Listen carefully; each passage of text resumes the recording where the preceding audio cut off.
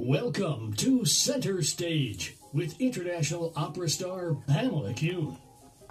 And now, here is your host, Pamela Kuhn. Good morning, everyone, and the curtain is up on Center Stage, the show about the arts and the artists behind their work. Composer Franz Liszt had this to say of a great performer. For the virtuoso, musical works are in fact nothing but tragic and moving materializations of his emotions. He is called upon to make them speak, weep, sing, and sigh, to recreate them in accordance with his own consciousness.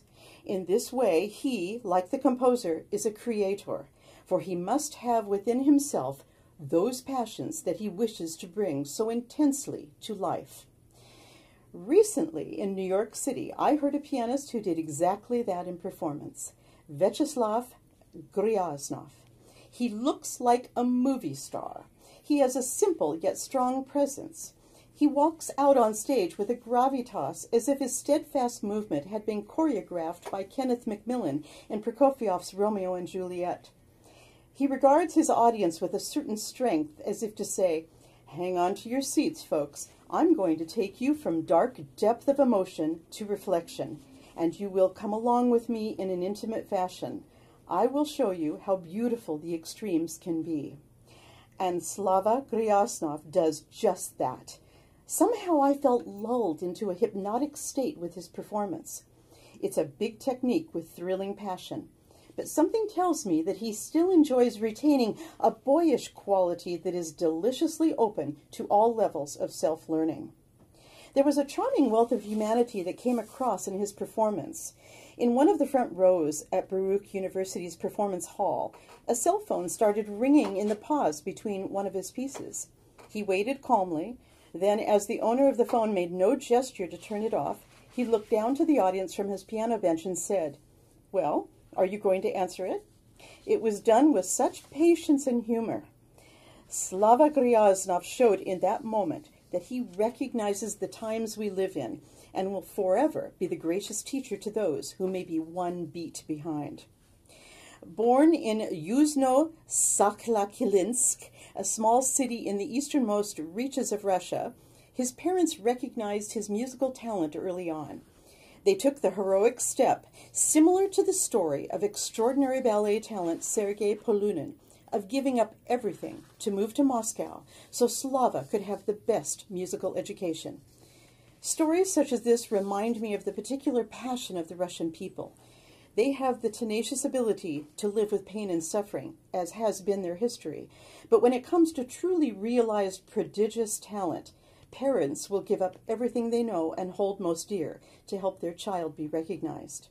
From then on, it was easy. He studied at the Moscow State Conservatory. He graduated with honors, and now on the teaching faculty of Moscow Conservatory's piano department. In 2016, he accepted Yale University's offer to complete his artist diploma, studying with Professor Boris Berman. Slava Gryaznov is a member of the Moscow Philharmonic Society and is an artist in residence with the Drozdov Society in the United States. He has established an international solo career and has just finished a performance of the Rachmaninoff Second Piano Concerto in Ireland. He is here with me now to dazzle us with his life and career. Good morning, Slava, and welcome to Center Stage. Thank you. What an introduction. Thank you, Pamela. Good morning, everybody. I love it when Russians say my name, Pamela. I love that. It's so interesting. I love your pronunciation of mine. So. Oh, I try. Yeah, you do the best. Yeah. Thank you.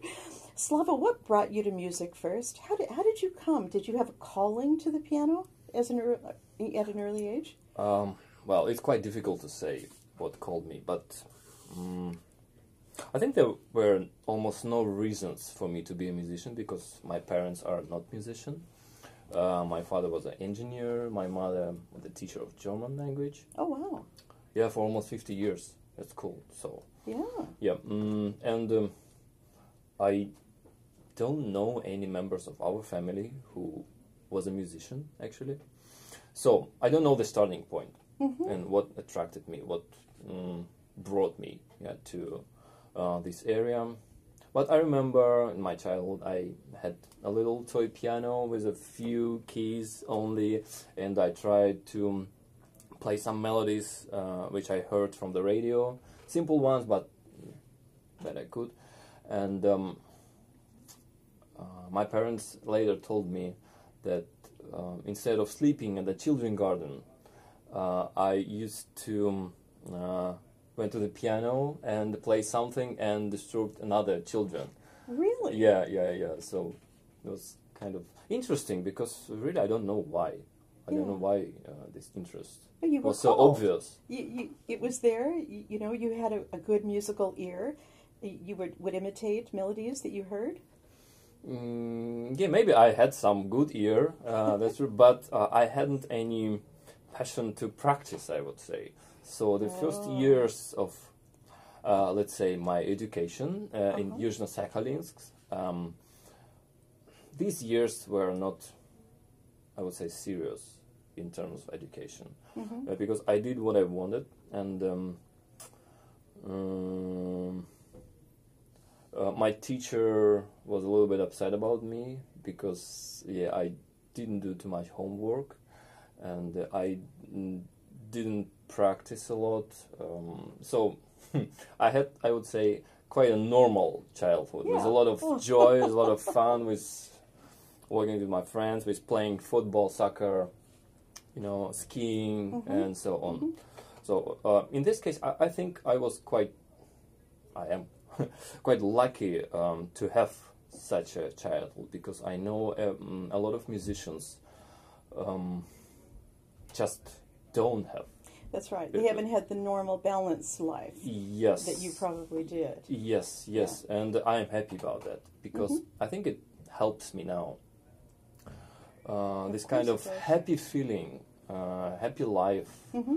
Of course, I have something to remember. Yeah, and that's really important. That's the best thing in the world that comes into your music making. Of course, yeah. Oh, wow. So, your parents actually gave everything up to move you to Moscow, so you could have this great musical education. This must mean a lot to you. This is in your CV, and I know when people make statements like this, it's something that is really powerful. Maybe it's too personal, but yeah, I think I should mention that. All what I have now, I owe to my parents and to my teachers. Because my parents did unbelievable step, and they just sacrificed everything. And speaking about my parents, I lost my father because of it, because he tried to start some business in Moscow to support the family. And the famous 19th in the end of the Soviet Union. Yes. There was a crazy time. The economic was collapsed. The financial situation was in chaos, totally. So it was quite an unpredictable situation what was going on, and to start something at that time, I think it was dangerous. Exactly, dangerous, risky. We paid a good price for that. Oh, I'm so sorry. Well, yes, I was 11 when he died. But that must have had a great impact on you. Yeah, that's true. And I think I have something, to keep in my heart always, and to be a good example for my child. That's also, wonderful. That's absolutely wonderful. Thank you. Yeah. Wow. So, wow, you are so handsome. Thank you. You have really. Really, Slava. I mean, you look like a rock star, and I'm sure, I know you've done a lot of concertizing in Japan as well, and I'm sure your picture is all over, having the looks that you do. And it does make a difference nowadays, doesn't it? I mean, there's a certain image about classical musicians now. It's not just about the playing anymore. It can be utilized to your benefit. Of course, the whole picture, the complete picture, how you look, how you play, how you talk, how you think, how you teach, how you live. So it's kind of complex picture, and I think it's important to do something like that, to not only be separated from your audience, from the real life, right? Because the real life is our experience, and that's the thing we are sharing with our audience, our experience and our feelings that are happening right now, and we're reacting on that. And wow. Yeah, that's really important for me. So you met and married your wife. She's also Russian. Yeah, she's Russian. Before you came to America, you have a 12-year-old son Yes. who does play the piano, but I'm sure plays soccer as well. Oh, and, of course. And you're loving your time here, or how different has it been to make this adjustment? I couldn't say it was too difficult. It was different, yes, that's true. Just because of new culture, new language, new everything. My son struggled because of his level of English. We tried to make him comfortable with language, but of course what we learn ourselves in terms of English and the real English here, it's two completely different things. Yeah. But anyway, now he's quite good. I think he speaks better than us, than we speak. Yeah, because he has a lot of time. Just he spent a lot of time in school, and this is the best environment for him, I think now.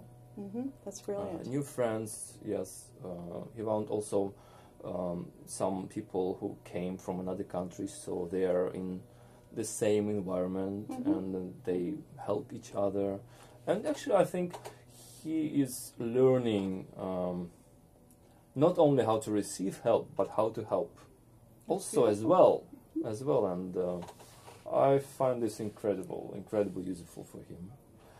So for me, well, I never studied in English school, and I didn't know the system of education. So it was quite new for me, for sure. But this is great. This is great. Yeah, but I came here for learn something new. That's what the main reason, actually. So why not? And we're learning from you. In fact, let's hear another piece of yours. How about this Mozart Piano Concerto number 24? Wonderful. Yeah, let's do it. When did you perform this, and with what orchestra? I performed it in Yekaterinburg, one of the major cities of Russia, with Yekaterinburg Symphony Orchestra. And especially for this event, I wrote my own cadenza for this concerto. So brilliant. Let's listen to it. Let's listen. This is Vyacheslav Gryaznov, folks, and this is the final movement.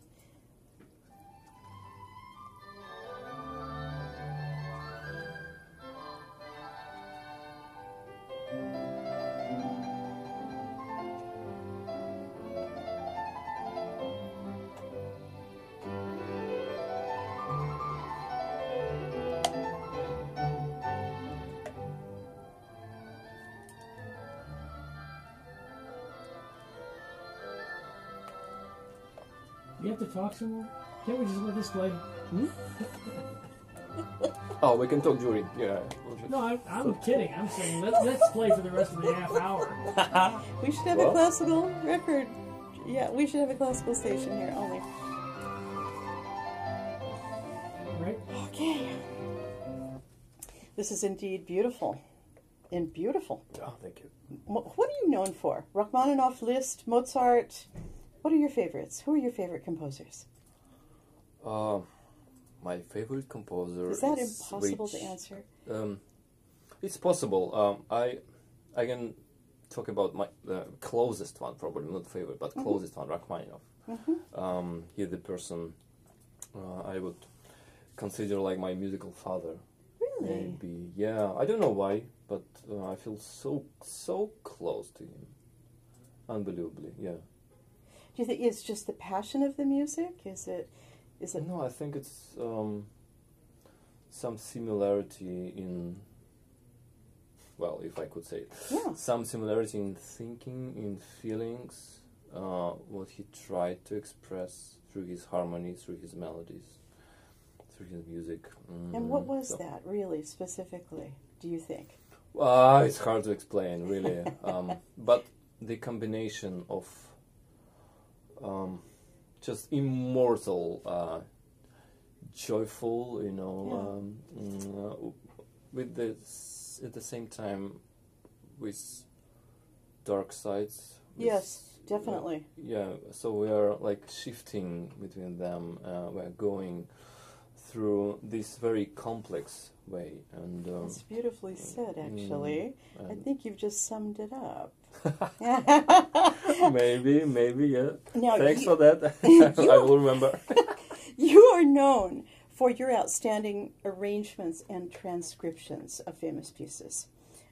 You are like incredible in the world of Schott Publishing House in that you've provided them so much. Are you like the youngest arranger out there for piano transcriptions? They helped me much. I know one guy. Well, I have to say that a lot of my concert engagements and this Schott, how could I call it, Schott offer came from my YouTube recordings. Really? Yes. So thanks Google, thanks YouTube. There's the power guys, of the internet. That's true. That's absolutely true. That's fantastic. So one guy from Schott, Russian one, he came across my recordings somehow. I think he tried to find some recording of Glinka and suddenly found my arrangement. And he immediately wrote me a letter, and we met with the boss, with the chief of Schott, with him in St. Petersburg, and just had a deal. That's fantastic. Yeah.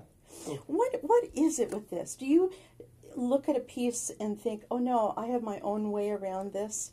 I want to extend, the Glinka or whatever you're looking at, or Rachmaninoff song. Do you just play with the notes in your head, or do you have a kind of plan about where you want to take the music in your own arrangements? The beauty of making actually any transcription. Usually I have a plan, of course. I have some idea, but the whole picture becomes obvious when I finish the score, actually. So it's very much like composing. So you are following the music, you are following what is going on, and you do the best in trying to catch the right direction, and the only one right direction.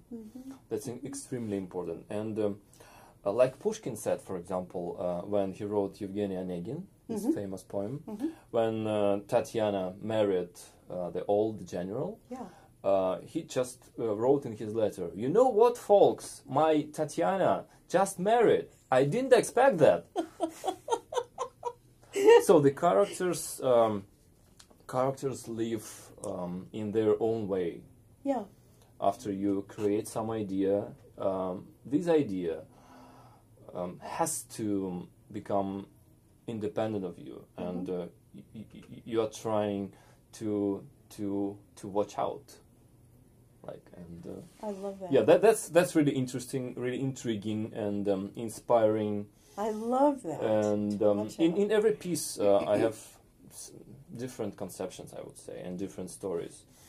And this genre is perfect for different situations. For example, I may love some symphonic vocal music, and I just want to perform it on piano because I love it. No changes at all. And that's the way to do it, right? In some pieces, in piano pieces, simple piano pieces, for example, I feel like I have to explore its potential, and maybe look at this piece through all the time which went after its creation, and just look on modern eyes. With contemporary thoughts, with contemporary everything, look differently on this music. So that's another chance to this. Yeah. Well, let's look at one of your other arrangements, and that's your famous Rhapsody in Black, which is based on themes from George Gershwin's opera Porgy and Bess. Yes. So this intrigued you because? Oh, it's a do long we story. have a 2-hour show here? Yeah. It's a long story. First, I have heard the brilliant and outstanding recording by Sir Simon Rattle with London Symphony Orchestra and London Chorus. You know this film opera made in 1993? Of Porgy and Bess? Yes, of course. And it just moved me so much. I read the story. I read just libretto in library the day after. I read the text, and the text moved me also. So I came up with the idea to write something after that, and I spent 2 years actually to clarify the idea, what I'm going to do, because there are a lot of other transcriptions of Porgy and Bess, like suites, like medleys, and but I didn't want to write another one. So my idea was, maybe it's funny, but my idea was to start when Gershwin finished his opera, because the opera ends very openly and very intriguing. And Porgy left his small village, Catfish Row, and he's on the way to New York. And my story starts right from this point. I see. So my idea was to create like a Porgy and Bess too. I love it. Well, can we hear a little bit of this right now? Yeah, sure, let's do it. The Rhapsody in Black.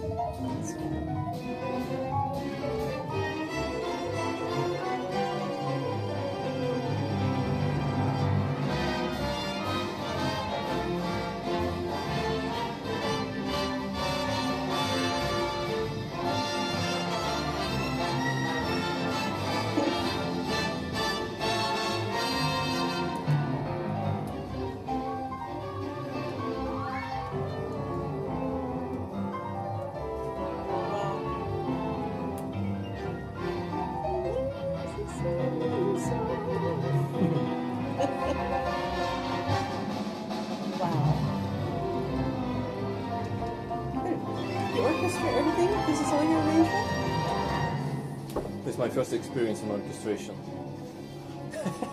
Get out here. I'm proud of this piece actually, so I believe in that. You should be proud of this piece. My God, this is your first time with orchestration of an orchestra. Yeah, I grew up with this piece to make orchestration better. Okay, so. okay. I get the impression maybe you grew up watching old Hollywood films too. I mean, I really feel a kind of, Max Steiner, the great Hollywood composers in the background there a little bit. Yeah, that's true. That's true. Actually, the recording I mentioned by Simon Rattle was not only one. I saw also the musical version of this opera made, I think, in the 50s. Yeah. In black and white with father of the Bobby McFerrin. I don't remember the lady who sang her Bess, but it was completely different style, not operatic, more musical, more light. So it also impressed me a lot, and so you heard some influences. Oh my gosh, yes, that is absolutely fantastic. Thank you. Wow. So I hope to perform it, to present it here in the United States. I hope so too. Yeah, so I'm working on it now. And so you should. This is so wonderful. Your transcriptions you played in the concert I went to, you did a Rachmaninoff song where you seemed to end on almost a question. Like things weren't quite resolved, and I loved that about you. I thought, he's adding his own little, fingerprint to this. And, of course, again, I have to. Absolutely. This is so fantastic. That's the reason to transcribe. Well, this interview is going by way too fast, Slava. But listen, I have to ask one more thing. Okay. What, I know that having a career, you have a wife and child, and this is all quite difficult in this day of traveling and concertizing. What really is the most challenging aspect of having a music career now for you? And I'm not just talking for me about or the mundane. In general? No, for you. For me. you. You know what? I'm waiting for my chance, and I have to be patient. I have to be focused on my art, my music, and my artistic goals. And I'm really trying to do this part of my life, do the best. And probably I don't pay too much attention to promote this. And but I feel like, better I will create something valuable than I will promote something unvaluable, right? So I'm taking my time. You are. I have a feeling it's all going to take care of itself, though. And you have a manager to promote you, Of course, you I have my provide, friend Natasha here. Yeah, that's true. Yeah, the beauty of what you do, you provide that, and we will all come along for the ride. You're going to have your moment. I believe in that. If you have one word to sum you up, what would it be? And this can be Russian or in English. Okay. Well, maybe a little bit weird, but in Russian it sounds like Shilo. In English it's the little metal stick. Like an auger? No. It's a metal stick. You can do a hole inside in something. Okay. So we have in Russian we have an awl. Awl, yeah, probably awl. Yeah. In Russia we have an expression. Sorry, my Russian listeners. Shilo v zadnice. It means the awl in the ass. So I'm sorry about that, but it means that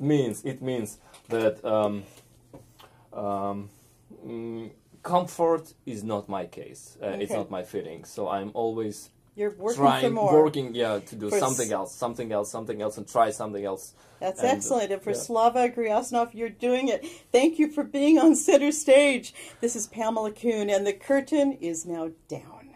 Thank you, Pamela.